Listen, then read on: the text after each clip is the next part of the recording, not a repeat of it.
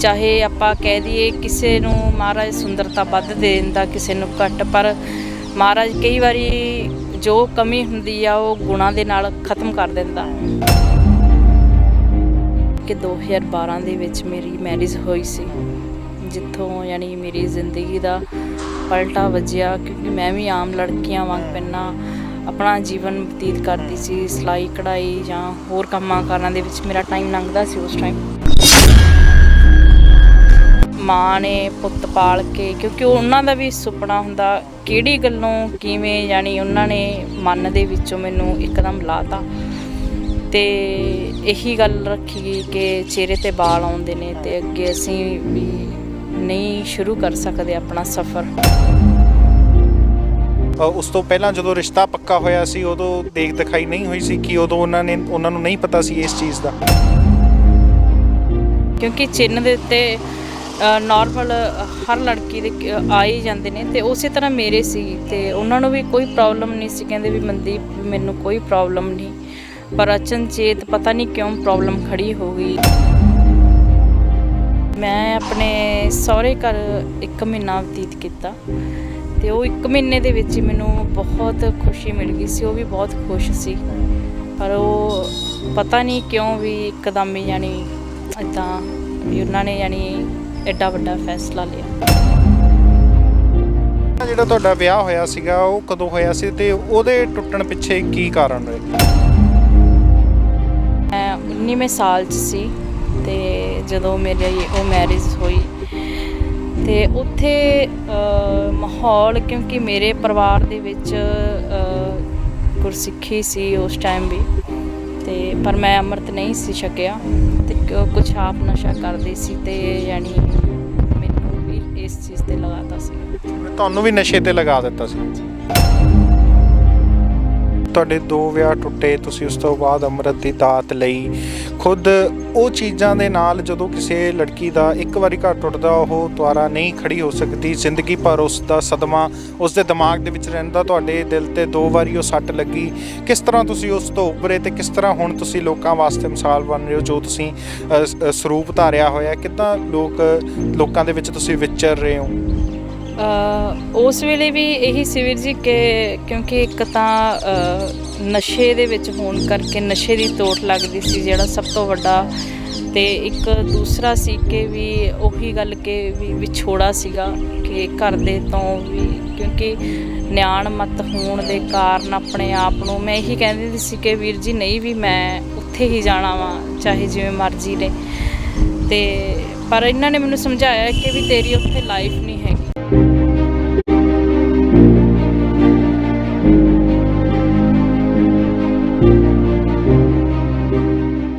ਅੱਜ ਕੱਲ੍ਹ ਦੇ ਸਮੇਂ ਦੇ ਵਿੱਚ ਬੰਦੇ ਦੀ ਪਛਾਣ ਉਸਦੇ ਕਿਰਦਾਰ ਨਾਲ ਨਹੀਂ ਸਗੋਂ ਉਸਦੇ ਰੰਗ ਰੂਪ ਦੇ ਨਾਲ ਜਾਣੀ ਜਾਂਦੀ ਹੈ। ਲੋਕਾਂ ਨੇ ਚਿਹਰੇ ਦੀ ਰੂਪ ਰੇਖਾ ਨੂੰ ਸਭ ਤੋਂ ਉੱਚੇ ਪੱਧਰ 'ਤੇ ਰੱਖਿਆ। ਸਭ ਕੁਝ ਰੰਗ ਰੂਪ ਅਤੇ ਚਿਹਰੇ ਦੇ ਹਿਸਾਬ ਦੇ ਨਾਲ ਹੀ ਬੰਦੇ ਦੀ ਪਛਾਣ ਕੀਤੀ ਜਾਂਦੀ ਹੈ ਅੱਜ ਕੱਲ੍ਹ ਦੇ ਸੰਸਾਰ ਦੇ ਵਿੱਚ। ਪਰ ਅਸਲ ਜ਼ਿੰਦਗੀ ਦੇ ਵਿੱਚ ਜੇ ਤੁਸੀਂ ਕਿਸੇ ਬਜ਼ੁਰਗਾਂ ਦੇ ਨਾਲ ਗੱਲ ਕਰੋ, ਪੁਰਾਣੇ ਲੋਕਾਂ ਦੇ ਨਾਲ ਗੱਲ ਕਰੋ, ਤਾਂ ਉਹਨਾਂ ਤੋਂ ਇਹੀ ਸਿੱਖਿਆ ਮਿਲਦੀ ਹੈ ਕਿ ਬੰਦੇ ਦਾ ਕਿਰਦਾਰ ਵਧੀਆ ਹੋਣਾ ਚਾਹੀਦਾ, ਰੰਗ ਰੂਪ ਦੇ ਵਿੱਚ ਕੀ ਰੱਖਿਆ। ਇੱਦਾਂ ਦੀ ਹੀ ਮਿਸਾਲ ਮਨਦੀਪ ਕੌਰ, ਜਿਨ੍ਹਾਂ ਨੇ ਆਪਣੇ ਜ਼ਿੰਦਗੀ ਦੇ ਵਿੱਚ ਕਾਫੀ ਸਟਰਗਲ ਕੀਤਾ, ਬਹੁਤ ਕੁਛ ਆਪਣੀ ਜ਼ਿੰਦਗੀ ਦੇ ਵਿੱਚ ਦੇਖਿਆ, ਕੇਵਲ ਔਰ ਕੇਵਲ ਆਪਣੇ ਰੰਗ ਰੂਪ ਕਰਕੇ ਦੇਖਿਆ, ਪਰ ਜ਼ਿੰਦਗੀ ਦੇ ਵਿੱਚ ਕਦੀ ਹਾਰ ਨਹੀਂ ਮੰਨੀ। ਸਾਡੇ ਨਾਲ ਇੱਥੇ ਮਨਦੀਪ ਕੌਰ ਜੀ ਮੌਜੂਦ ਨੇ, ਉਹਨਾਂ ਨਾਲ ਆਪਾਂ ਗੱਲਬਾਤ ਕਰਦੇ ਹਾਂ। ਮਨਦੀਪ ਕੌਰ ਜੀ, ਸਭ ਤੋਂ ਪਹਿਲਾਂ ਬਹੁਤ ਬਹੁਤ ਸਵਾਗਤ ਹੈ ਜੀ ਤੁਹਾਡਾ ਲੁਧਿਆਣਾ ਟਾਈਮਸ। ਜੀ ਕਾ ਖਾਲਸਾ, ਵਾਹਿਗੁਰੂ ਜੀ ਕੀ ਫਤਿਹ। ਮਨਦੀਪ ਕੌਰ ਜੀ, ਤੁਸੀਂ ਇੱਦਾਂ ਦੇ ਰੂਪ ਦੇ ਵਿੱਚ ਆਏ ਹੋ, ਕਿੰਨਾ ਕੁ ਤੁਹਾਨੂੰ ਜ਼ਿੰਦਗੀ ਦੇ ਵਿੱਚ ਸਫ਼ਰ ਕਰਨਾ ਪਿਆ? ਕੀ ਤੁਹਾਨੂੰ ਆਪਣੀ ਜ਼ਿੰਦਗੀ ਦੇ ਵਿੱਚ ਦੇਖਣਾ ਪਿਆ? ਆਪਣੀ ਜ਼ਿੰਦਗੀ 'ਚ ਵੀਰ ਜੀ ਮੈਂ ਇਹੀ ਕਹਿਣਾ ਚਾਹੂੰਗੀ ਕਿ ਹਰੇਕ ਬੰਦੇ ਦੀ ਜ਼ਿੰਦਗੀ ਦੇ ਵਿੱਚ ਸਟਰਗਲ ਆਉਂਦਾ, ਦੁੱਖ ਕਿਸੇ ਦੇ ਵੱਧ ਆ ਜਾਂਦਾ, ਕਿਸੇ ਦੇ ਘੱਟ ਆ ਜਾਂਦਾ, ਅਤੇ ਮਹਾਰਾਜ ਨੇ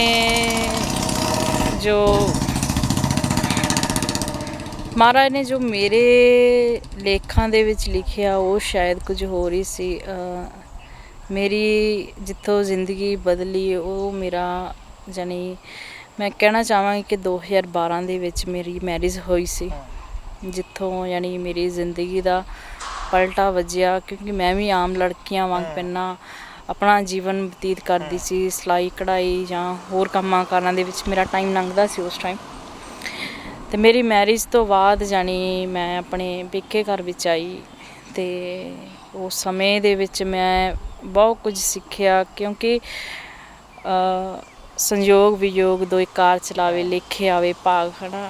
ਮਹਾਰਾਜ ਨੇ ਜੋ ਮੇਰੇ ਲੇਖਾਂ ਦੇ ਵਿੱਚ ਲਿਖਿਆ, ਅੰਮ੍ਰਿਤ ਦੀ ਦਾਤ ਲਈ ਉਹਨਾਂ ਦੇ ਸਾਹਮਣੇ ਪੇਸ਼ ਹੋਈ, ਮਹਾਰਾਜ ਨੇ ਕਿਰਪਾ ਕੀਤੀ। ਅੰਮ੍ਰਿਤ ਦੀ ਦਾਤ ਬਖਸ਼ਣ ਤੋਂ ਬਾਅਦ ਜਾਣੀ ਜੋ ਮੈਨੂੰ ਰੂਪ ਬਖਸ਼ਿਆ, ਅਤੇ ਉਸ ਰੂਪ ਨੇ ਜਾਣੀ ਜਦੋਂ ਤੋਂ ਮੈਂ ਇਸ ਰੂਪ ਦੇ ਵਿੱਚ ਆਈ ਹਾਂ, ਮੈਨੂੰ ਕਿਸੇ ਬੰਨਿਓ ਜਾਣੀ ਐ ਨਹੀਂ ਹੋਇਆ ਕਿ ਇਸ ਰੂਪ ਨੂੰ ਸਲਾਇਆ ਹੀ ਆ।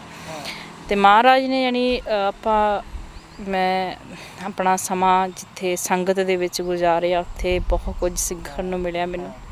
ਸੰਗਤ ਦੇ ਵਿੱਚ ਰਹੇ ਆਪਾਂ, ਕਿਉਂਕਿ ਮਹਾਰਾਜ ਨੇ ਸਤਸੰਗਤ ਨੂੰ ਪ੍ਰਧਾਨਤਾ ਦਿੱਤੀ ਆ ਆਪਣੇ ਕਲਯੁਗ ਦੇ ਵਿੱਚ। ਅਤੇ ਫਿਰ ਕਹਿੰਦੇ ਨੇ ਕਿ ਸਤਸੰਗ ਕੈਸੀ ਜਾਣੀ ਹੈ, ਜਿੱਥੇ ਇੱਕੋ ਨਾਮ ਵਖਾਣੀ ਹੈ, ਜਿੱਥੇ ਉਸ ਇੱਕ ਮਾਲਕ ਦੀ ਉਸਤਤ ਹੁੰਦੀ ਹੋਵੇ। ਅਤੇ ਉਹ ਉਸਤਤ ਮਹਾਰਾਜ ਨੇ ਮੇਰੇ ਇੱਕ ਵੱਡੇ ਭਾਗ ਸੀ ਜੋ ਮੈਨੂੰ ਉਹ ਸੰਗਤ ਮਿਲੀ ਜਿੱਥੋਂ ਮੇਰਾ ਰੂਪ, ਕਿਉਂਕਿ ਉੱਥੇ ਵੀ ਰੂਪ ਨੂੰ ਮੇਰੇ ਨੂੰ ਪਿਆਰ ਕੀਤਾ, ਕਿਉਂਕਿ ਉੱਥੇ ਵੀ ਜਾਣੀ ਇਹੀ ਭੁਲੇਖਾ ਹੁੰਦਾ ਸੀ। ਅੰਮ੍ਰਿਤ ਦੀ ਦਾਤ ਕਦੋਂ ਲਈ? ਮੈਂ 2013 ਦੇ ਵਿੱਚ ਆਪਣਾ 1 ਸਾਲ ਬਾਅਦ ਅੰਮ੍ਰਿਤ ਦੀ ਦਾਤ ਲਈ ਸੀ। ਅਤੇ ਅਜਿਹਾ ਕੀ 2012 ਦੇ ਵਿੱਚ ਜਦੋਂ ਤੁਹਾਡਾ ਵਿਆਹ ਹੋਇਆ, ਅਜਿਹਾ ਕੀ ਤੁਹਾਡੀ ਜ਼ਿੰਦਗੀ ਦੇ ਵਿੱਚ ਮੋੜ ਆਇਆ ਜੋ ਤੁਸੀਂ ਗੁਰੂ ਘਰ ਦੇ ਲੜ ਲੱਗ ਗਏ? ਉਸ ਵੇਲੇ ਕਿਉਂਕਿ ਹਰ ਲੜਕੀ ਦਾ ਇਹੀ ਅਰਮਾਨ ਹੁੰਦਾ ਆਪਣੇ ਸਹੁਰੇ ਘਰ ਦੇ ਵਿੱਚ ਰਹਿ ਕੇ ਉਹਨਾਂ ਦੀ ਦੇਖਭਾਲ ਕਰਨੀ ਜਾਂ ਕੁਝ ਵੀ, ਹੈ ਨਾ। ਅਤੇ ਮੇਰੇ ਵੀ ਇਹੀ ਮਨ 'ਚ ਸੀ ਕਿ ਹੁਣ ਕਿਉਂਕਿ ਮੇਰੇ ਪਿਤਾ ਜੀ ਦੀ ਡੈਥ ਹੋ ਗਈ ਸੀ, ਕਿ ਆਪਣੇ ਪਿਤਾ ਦੇ ਸਹੁਰਾ ਸਾਹਿਬ ਦੇ ਵਿੱਚ ਮੈਂ ਆਪਣੇ ਪਿਓ ਨੂੰ ਦੇਖਦੀ ਸੀ ਕਿ ਉਹ ਮਿਲ ਗਏ, ਮਾਤਾ ਜੀ ਮਿਲ ਗਏ। ਪਰ ਸ਼ਾਇਦ ਮਹਾਰਾਜ ਨੂੰ ਕੁਝ ਹੋਰ ਮਨਜ਼ੂਰ ਸੀ ਜੋ ਉਹਨਾਂ ਨੇ ਜਾਣੀ, ਕਿਉਂਕਿ ਉਹ ਵੀ ਬਹੁਤ ਖੁਸ਼ ਸੀ, ਪਰ ਅਚਨਚੇਤ ਹੀ ਅਚਾਨਕ ਜਿਹੜੀ, ਕਿਉਂਕਿ ਜਿੱਥੇ ਮੈਨੂੰ ਦੁੱਖ ਲੱਗਿਆ ਉਹਨਾਂ ਨੂੰ ਵੀ ਦੁੱਖ ਲੱਗਿਆ ਹੋਣਾ, ਕਿਉਂਕਿ ਉਹਨਾਂ ਨੇ ਵੀ ਮਾਂ ਨੇ ਪੁੱਤ ਪਾਲ ਕੇ, ਕਿਉਂਕਿ ਉਹਨਾਂ ਦਾ ਵੀ ਸੁਪਨਾ ਹੁੰਦਾ ਕਿਹੜੀ ਗੱਲੋਂ ਕਿਵੇਂ ਜਾਣੀ ਉਹਨਾਂ ਨੇ ਮਨ ਦੇ ਵਿੱਚੋਂ ਮੈਨੂੰ ਇੱਕਦਮ ਲਾਤਾ। ਅਤੇ ਇਹੀ ਗੱਲ ਰੱਖੀ ਗਈ ਕਿ ਚਿਹਰੇ 'ਤੇ ਵਾਲ ਆਉਂਦੇ ਨੇ ਅਤੇ ਅੱਗੇ ਅਸੀਂ ਵੀ ਨਹੀਂ ਸ਼ੁਰੂ ਕਰ ਸਕਦੇ ਆਪਣਾ ਸਫ਼ਰ। ਅਤੇ ਵਿਆਹ ਤੋਂ ਪਹਿਲਾਂ ਨਹੀਂ ਉਹਨਾਂ ਨੇ ਕੁਝ ਦੇਖਿਆ, ਜਿਸ ਤਰ੍ਹਾਂ ਤੁਸੀਂ ਕਹਿ ਰਹੇ ਹੋ ਕਿ ਵਿਆਹ ਤੋਂ ਬਾਅਦ ਉਹਨਾਂ ਨੇ ਤੁਹਾਨੂੰ ਰੀਜ਼ਨ ਦਿੱਤਾ ਕਿ ਚਿਹਰੇ 'ਤੇ ਵਾਲ ਨੇ? ਉਸ ਤੋਂ ਪਹਿਲਾਂ ਜਦੋਂ ਰਿਸ਼ਤਾ ਪੱਕਾ ਹੋਇਆ ਸੀ ਉਦੋਂ ਦੇਖ ਦਿਖਾਈ ਨਹੀਂ ਹੋਈ ਸੀ ਕਿ ਉਦੋਂ ਉਹਨਾਂ ਨੂੰ ਨਹੀਂ ਪਤਾ ਸੀ ਇਸ ਚੀਜ਼ ਦਾ? ਉਸ ਵੇਲੇ ਵੀਰ ਜੀ ਰੋਕ ਹੋਈ ਸੀ, ਸਾਰੀ ਗੱਲਬਾਤ ਵੀ ਹੋਈ ਸੀ। ਪਤਾ ਨਹੀਂ ਕਿਉਂ ਵੀ ਯਾਨੀ ਕਿਉਂਕਿ ਚਿੰਨ੍ਹ ਦੇ ਉੱਤੇ ਨੋਰਮਲ ਹਰ ਲੜਕੀ ਦੇ ਆ ਹੀ ਜਾਂਦੇ ਨੇ, ਅਤੇ ਉਸੇ ਤਰ੍ਹਾਂ ਮੇਰੇ ਸੀ। ਅਤੇ ਉਹਨਾਂ ਨੂੰ ਵੀ ਕੋਈ ਪ੍ਰੋਬਲਮ ਨਹੀਂ ਸੀ, ਕਹਿੰਦੇ ਵੀ ਮਨਦੀਪ ਵੀ ਮੈਨੂੰ ਕੋਈ ਪ੍ਰੋਬਲਮ ਨਹੀਂ, ਪਰ ਅਚਨਚੇਤ ਪਤਾ ਨਹੀਂ ਕਿਉਂ ਪ੍ਰੋਬਲਮ ਖੜੀ ਹੋ ਗਈ ਜਾਂ। ਅਤੇ ਉਹ ਜੋ ਮੈਨੂੰ ਖੁਸ਼ੀ ਭੇਜਿਆ ਗਿਆ, ਅਤੇ ਮੈਨੂੰ ਵੀ ਇਸੇ ਤਰ੍ਹਾਂ ਸੀ ਕਿ ਮੈਂ ਆਪਣੇ ਨਵੇਂ ਸਾਲ ਦੇ ਉੱਤੇ 2013 ਚੜ੍ਹਨਾ ਸੀ ਅਤੇ ਮੈਂ ਆਪਣੇ ਸਹੁਰੇ ਘਰ ਹੂੰ, ਪਰ ਉਹਨਾਂ ਨੇ ਫੋਨ ਹੀ ਸਵਿਚ ਆਫ ਕਰਤੇ।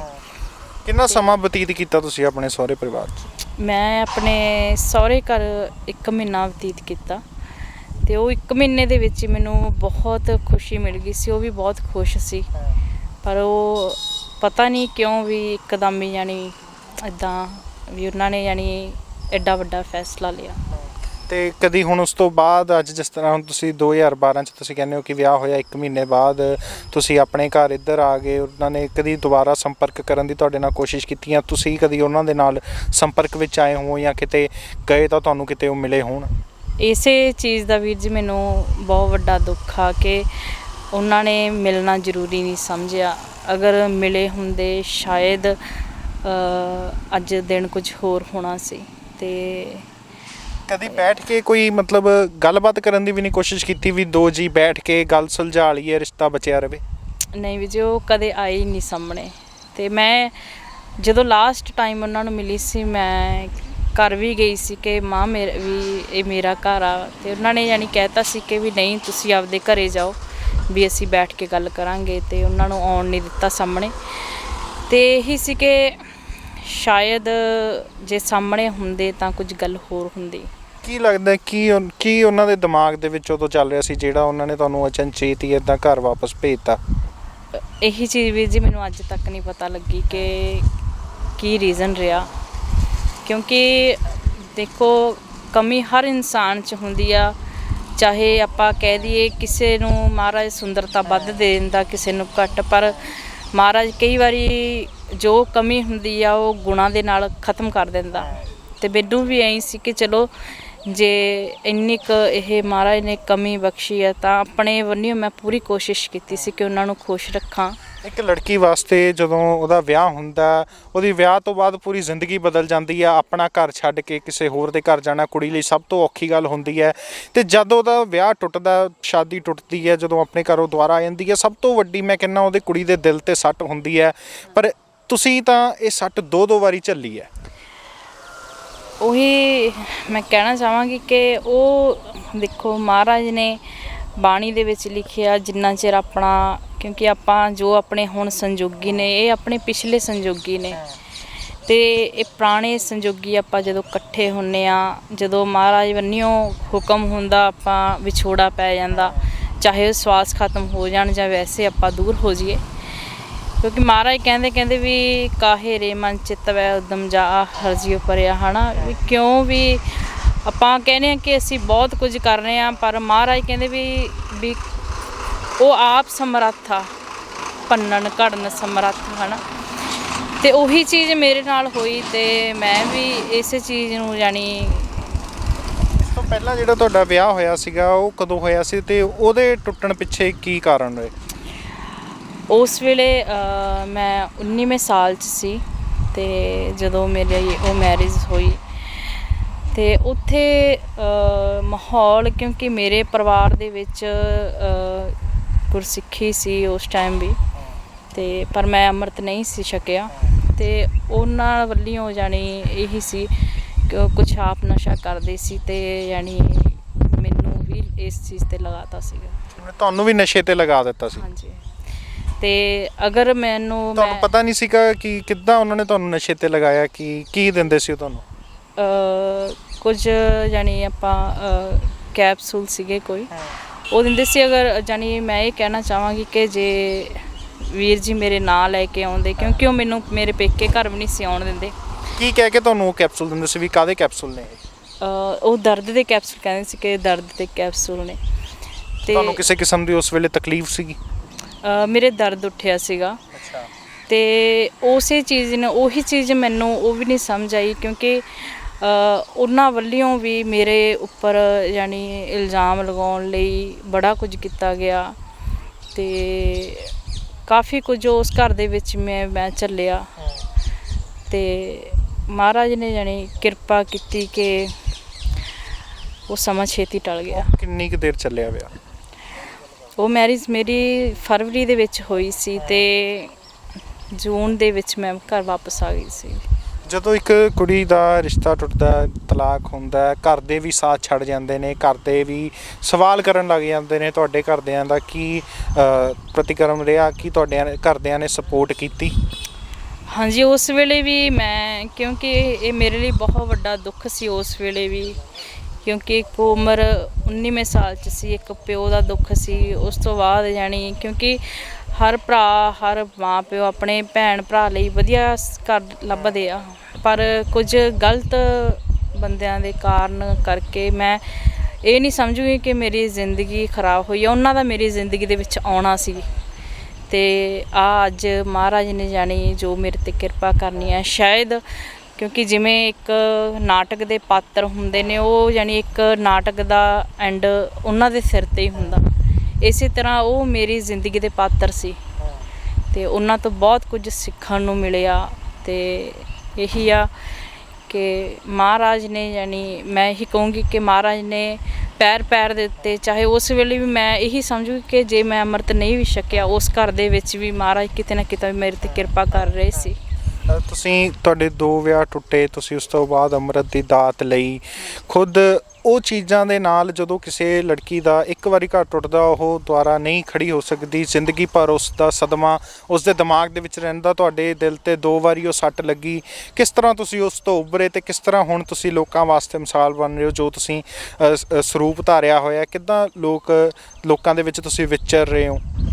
ਉਸ ਵੇਲੇ ਵੀ ਇਹੀ ਸੀ ਵੀਰ ਜੀ ਕਿ ਕਿਉਂਕਿ ਇੱਕ ਤਾਂ ਨਸ਼ੇ ਦੇ ਵਿੱਚ ਹੋਣ ਕਰਕੇ ਨਸ਼ੇ ਦੀ ਤੋਟ ਲੱਗਦੀ ਸੀ ਜਿਹੜਾ ਸਭ ਤੋਂ ਵੱਡਾ, ਤੇ ਇੱਕ ਦੂਸਰਾ ਸੀ ਕਿ ਵੀ ਉਹੀ ਗੱਲ ਕਿ ਵੀ ਵਿਛੋੜਾ ਸੀਗਾ ਕਿ ਘਰ ਦੇ ਤੋਂ ਵੀ, ਕਿਉਂਕਿ ਨਿਆਣ ਮਤ ਹੋਣ ਦੇ ਕਾਰਨ ਆਪਣੇ ਆਪ ਨੂੰ ਮੈਂ ਇਹੀ ਕਹਿੰਦੀ ਹੁੰਦੀ ਸੀ ਕਿ ਵੀਰ ਜੀ ਨਹੀਂ ਵੀ ਮੈਂ ਉੱਥੇ ਹੀ ਜਾਣਾ ਵਾ ਚਾਹੇ ਜਿਵੇਂ ਮਰਜ਼ੀ ਨੇ, ਤੇ ਪਰ ਇਹਨਾਂ ਨੇ ਮੈਨੂੰ ਸਮਝਾਇਆ ਕਿ ਵੀ ਤੇਰੀ ਉੱਥੇ ਲਾਈਫ ਨਹੀਂ ਹੈਗੀ, ਤੇ ਮਹਾਰਾਜ ਨੇ ਕਿਰਪਾ ਕੀਤੀ ਤੇ ਉੱਥੋਂ ਜਾਣੀ ਮੇਰਾ ਜੋ ਸਾਥੀ ਸੀ ਉਹ ਮੇਰਾ ਚਾਹੇ ਜਿਵੇਂ ਮਰਜ਼ੀ ਆਪਾਂ ਕਹਿ ਦਈਏ, ਕਿਉਂਕਿ ਉਹਨਾਂ ਨਾਲ ਸੰਯੋਗ ਉਹਨਾਂ ਕਿਸੇ ਉੱਥੋਂ ਜਾਣੀ ਮੇਰਾ ਫੈਸਲਾ ਹੋਇਆ। ਫਿਰ 4 ਸਾਲ ਮੈਂ ਆਪਣਾ ਸਿਲਾਈ ਕਢਾਈ ਫੈਸ਼ਨ ਦਾ ਸਾਰਾ ਕੰਮ ਕੀਤਾ, ਸਿੱਖਿਆ ਜੋ ਆਪਣਾ ਸਿਲਾਈ ਦੇ ਵਿੱਚ ਆਉਂਦਾ ਵਾ GNE ਕਾਲਜ ਦੇ ਵਿੱਚ, ਤੇ 4 ਸਾਲਾਂ ਬਾਅਦ ਫਿਰ ਦੁਬਾਰਾ 2012 ਦੇ ਵਿੱਚ ਮੇਰੀ ਮੈਰਿਜ ਹੋਈ ਸੀ। ਸੋ ਫਿਰ ਤੁਹਾਨੂੰ ਦੁੱਖ ਲੱਗਿਆ। ਹੁਣ ਅੱਜ ਦੇ ਸਮੇਂ ਦੇ ਵਿੱਚ ਤੁਸੀਂ ਆਪਣੇ ਆਪ ਨੂੰ ਕਿੱਦਾਂ ਦਾ ਮਹਿਸੂਸ ਕਰਦੇ ਹੋ? ਅੱਜ ਦੇ ਸਮੇਂ ਦੇ ਵਿੱਚ ਆਪਣੇ ਆਪ ਨੂੰ ਕਿੱਥੇ ਖੜਿਆ ਦੇਖਦੇ ਹੋ ਤੁਸੀਂ? ਅੱਜ ਦੇ ਸਮੇਂ 'ਚ ਵੀਰ ਜੀ ਮੈਂ ਦੱਸਣਾ ਚਾਹਾਂਗੀ ਕਿ ਮੈਂ ਅੱਜ ਖੁਸ਼ ਹਾਂ, ਕਿਉਂਕਿ ਚਾਹੇ ਕੁਝ ਵੀ ਆ, ਸਭ ਤੋਂ ਵੱਡੀ ਸਪੋਰਟ ਇਹੀ ਹੁੰਦੀ ਹੈ ਕਿ ਸਾਨੂੰ, ਕਿਉਂਕਿ ਇੱਕ ਰਾਹ ਨਹੀਂ ਦਿਖਦਾ ਹੁੰਦਾ, ਤੇ ਆਪਾਂ ਜਦੋਂ ਰਾਹ ਦਿਖ ਜਾਂਦਾ ਆਪਾਂ ਆਪਣੇ ਆਪ ਨੂੰ ਇਹੀ ਸਮਝਦੇ ਕਿ ਤੇ ਉਹ ਬਾਣੀ ਦੇ ਵਿੱਚ ਜਦੋਂ ਆਪਾਂ ਰਾਹ ਲੱਭ ਲੈਂਦੇ ਹਾਂ, ਕਿਉਂਕਿ ਬਹੁਤ ਦੁਨੀਆਵਾਂ ਜਿਹੜੀ ਅਣਜਾਣ ਤੁਰੀ ਫਿਰਦੀ ਹੈ ਤੇ ਆਪਣੇ ਆਪ ਦੀ ਪਛਾਣ ਨਹੀਂ, ਤੇ ਮਹਾਰਾਜ ਨੇ ਕਿਰਪਾ ਕੀਤੀ ਤੇ ਉਹ ਅੱਜ ਮੈਨੂੰ ਆਪਣੇ ਆਪ ਦੀ ਪਛਾਣ ਆ ਤੇ ਮੈਂ ਖੁਸ਼ ਹਾਂ। ਲੋਕਾਂ ਦਾ ਤੁਹਾਡੇ ਵੱਲ ਕਿੱਦਾਂ ਦੀ ਨਜ਼ਰ ਵੱਲ ਨਾਲ ਦੇਖਦੇ ਨੇ, ਕਿੱਦਾਂ ਆਪਣੀ ਨਜ਼ਰ ਦੇ ਨਾਲ ਤੁਹਾਨੂੰ ਦੇਖਦੇ, ਕਿੱਦਾਂ ਮਤਲਬ ਕੀ ਲੋਕਾਂ ਦੇ ਦਿਮਾਗ ਦੇ ਵਿੱਚ ਜਦੋਂ ਤੁਸੀਂ ਉਹਨਾਂ ਨੂੰ ਮਿਲਦੇ ਹੋ, ਕੀ ਲੋਕਾਂ ਦੇ ਦਿਮਾਗ ਦੇ ਵਿੱਚ ਆਉਂਦਾ ਤੁਹਾਨੂੰ? ਜ਼ਿਆਦਾਤਰ ਤਾਂ ਪਛਾਣ ਹੀ ਨਹੀਂ ਪਾਉਂਦੇ ਕਿ ਮੈਂ ਲੜਕੀ ਹਾਂ, ਪਰ ਜਦੋਂ ਕਿਸੇ ਨੂੰ ਪਤਾ ਲੱਗਦਾ ਫਿਰ ਹੈਰਾਨਗੀ ਜ਼ਰੂਰ ਹੁੰਦੀ ਆ, ਤੇ ਫਿਰ ਯਾਨੀ ਪ੍ਰਸ਼ੰਸਾ ਕਰਦੇ ਨੇ ਕਿ ਵੀ ਤੁਸੀਂ ਸਿੱਖੀ ਸਰੂਪ ਨੂੰ ਅਪਣਾਇਆ ਹੋਇਆ, ਕਿ ਅੱਜ ਦੇ ਟਾਈਮ ਦੇ ਵਿੱਚ ਨਹੀਂ ਮਿਲਦਾ ਜੀ। ਤੁਸੀਂ ਭੈਣ ਭਰਾ ਦੀ ਜੋੜੀ ਰਲ ਕੇ ਇੱਕ ਹਾਈਟੈਕ ਮੋਦੀਖਾਨਾ ਵੀ ਖੋਲ੍ਹ ਰਹੇ ਹੋ, ਲੋਕ ਕਾਫੀ ਜਿਹੜਾ ਜੋ ਮੇਰੀ ਨਿੱਜੀ ਰਾਏ ਆ ਕਾਫੀ ਪਸੰਦ ਕਰਨਗੇ। ਕਿੱਦਾਂ ਦਾ ਲੱਗ ਰਿਹਾ ਵੀ ਜਦੋਂ ਹੁਣ ਥੋੜ੍ਹੇ ਦਿਨਾਂ ਬਾਅਦ ਤੁਹਾਡੀ ਭੈਣ ਭਰਾਵਾਂ ਦੀ ਜੋੜੀ ਮੋਦੀਖਾਨਾ ਖੋਲ੍ਹੇਗੀ? ਮੋਦੀਖਾਨਾ ਇੱਕ ਮੰਥ ਤੋਂ ਤਿਆਰੀ ਚੱਲ ਰਹੀ ਹੈ ਆਪਣੀ, ਤੇ ਮਹਾਰਾਜ ਕਿਰਪਾ ਕਰਨ ਕਿ ਆਪਾਂ ਕਰਮ ਦੇ ਨਾਲ ਨਾਲ ਇਹ ਵੀ ਸੇਵਾ ਲੈ ਲੈਣ, ਤੇ ਆਪਾਂ ਬਹੁਤ ਜਲਦੀ ਆਪਾਂ ਮੋਦੀਖਾਨਾ ਖੋਲ੍ਹਾਂਗੇ। ਤੇ ਕਿਉਂਕਿ ਲੋਕਡਾਊਨ ਦੇ ਵਿੱਚ ਆਪਣੀ ਅੱਖੀਂ ਦੇਖਿਆ ਸਾਡੇ ਆਪਣੇ ਸਰਦਾਰ ਵੀਰ ਭੈਣ ਭਰਾ ਲਾਈਨਾਂ ਦੇ ਵਿੱਚ ਲੱਗੇ ਹੋਏ, ਸਿਰਫ ਜਾਣੀ ਕਿ ਘਰ ਦੇ ਪਰਿਵਾਰ ਦਿਆਂ ਨੂੰ ਜੀਆਂ ਨੂੰ ਰੋਟੀ ਪਾਣੀ ਦਾ ਇੰਤਜ਼ਾਮ ਕਰਦੇ ਦੇਖਦੇ ਮਨ ਨੂੰ ਉਸ ਵੇਲੇ ਠੇਸ ਲੱਗਦੀ ਸੀ, ਤੇ ਉਹੀ ਮਨ ਨੂੰ ਜਾਣੀ ਅੱਜ ਪ੍ਰੇਰਨਾ ਵਾ ਕਿ ਜੇ ਇਹ ਰੀਤ ਚੱਲੀ ਆ ਮੋਦੀਖਾਨੇ ਦੀ ਤਾਂ ਇਹ ਹਰ ਸ਼ਹਿਰ ਤੇ ਹਰ ਪਿੰਡ ਦੇ ਵਿੱਚ ਚੱਲੇ। ਬਹੁਤ ਬਹੁਤ ਧੰਨਵਾਦ ਜੀ। ਤਾਂ ਇਹ ਸਨ ਸਾਡੇ ਨਾਲ ਮਨਦੀਪ ਕੌਰ ਜੀ। ਇਹ ਬਾਕੀ ਮਹਿਲਾਵਾਂ ਵਾਸਤੇ, ਬਾਕੀ ਲੋਕਾਂ ਵਾਸਤੇ ਇੱਕ ਪ੍ਰੇਰਨਾ ਨੇ, ਜੋ ਲੋਕ ਸਮਝਦੇ ਨੇ ਕਿ ਪੂਰੀ ਦੁਨੀਆ ਦੇ ਵਿੱਚ ਰੰਗ ਰੂਪ ਹੀ ਸਭ ਤੋਂ ਜ਼ਰੂਰੀ ਹੈ, ਉਸ ਤੋਂ ਇਲਾਵਾ ਕੋਈ ਨਹੀਂ, ਕਿਰਦਾਰ ਕੋਈ ਮਾਇਨੇ ਨਹੀਂ ਰੱਖਦਾ। ਇਹ ਉਹਨਾਂ ਵਾਸਤੇ ਮਿਸਾਲ ਨੇ। ਆਪਣੀ ਜ਼ਿੰਦਗੀ ਦੇ ਵਿੱਚ ਇਹਨਾਂ ਨੇ ਕਿੰਨੇ ਦੁੱਖ ਦਰਦ ਦੇਖੇ, ਕਾਫੀ ਕੁਝ ਚੱਲਿਆ, ਫਿਰ ਵੀ ਜਿਹੜਾ ਇਹਨਾਂ ਨੇ ਉਹ ਸਭ ਦੁੱਖਾਂ ਨੂੰ ਆਪਣੀ ਤਾਕਤ ਬਣਾਇਆ, ਤਾਕਤ ਬਣਾ ਕੇ ਅੱਜ ਦੇ ਸਮੇਂ ਦੇ ਵਿੱਚ ਸਰਵਾਈਵ ਕਰ ਰਹੇ ਨੇ, ਮੋਢੇ ਨਾਲ ਮੋਢਾ ਜੋੜ ਕੇ ਆਪਣੇ ਭਰਾ ਦੇ ਨਾਲ ਕੰਮ ਕਰ ਰਹੇ ਨੇ।